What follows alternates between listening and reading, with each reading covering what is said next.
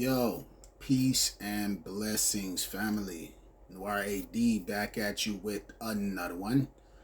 So today we've gotten news that is sad, shocking, and honestly kind of strange when you attempt to connect the dots. If you're hearing this for the first time, former heavyweight champ Anthony Joshua was in a crash in Nigeria that killed two of his closest team members just 10 days after his big win over Jake Paul. Let's unpack what actually happened, then what might possibly be under the surface. Let's start with the news itself. So here's the timeline as I understand it. On December 19th, Joshua beats Jake Paul in Miami. Big event, huge payday, world watching. Some say he broke script. Then on December 29th, while in Nigeria, he's involved in a car accident that kills two of his guys, Sanagami and Latif Ayodele. Reports say the SUV lost control and hit a stationary truck. Joshua walks away with minor injuries. His two friends don't. That's gut-wrenching. That's tragic. Two people you trust with your very life gone in an instant. Damn. Now, see, here's where people start scratching their heads. And they're asking, why now? Why just days after a huge, high-profile fight? Why were the two closest guys in the front while Joshua was in the back? Look, I'm not saying there's a secret plot nestled in a tinfoil hat, but when you see a heavyweight champ just roll through one of the biggest fights of the year, and then boom, tragedy hits like clockwork. People are natural pattern seekers. They ask questions. That's what this channel does. We don't jump to wild accusations. No.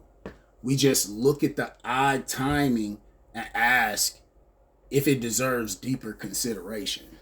You see what I'm saying?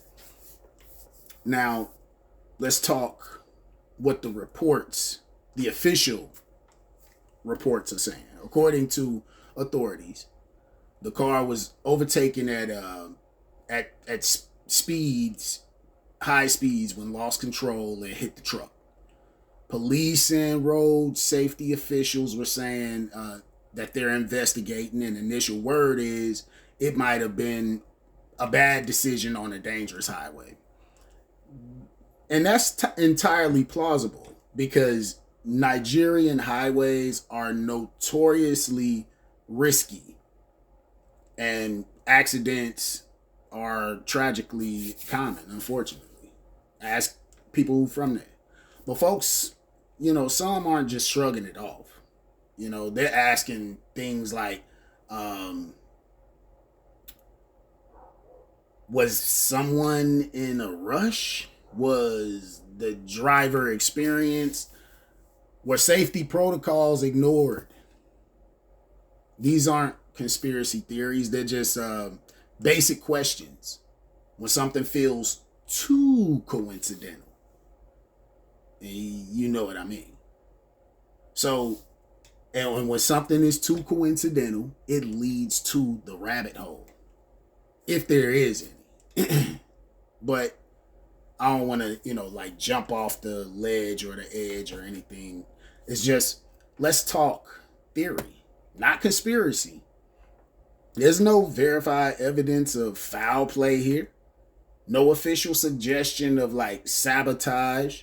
No leaked intel. No whistleblowers. Nothing. What we do have is a devastating event. 2 lives lost. And a fan base that's left with a lot of unanswered feelings, which is natural. So here's the real rabbit hole worth exploring, if you will.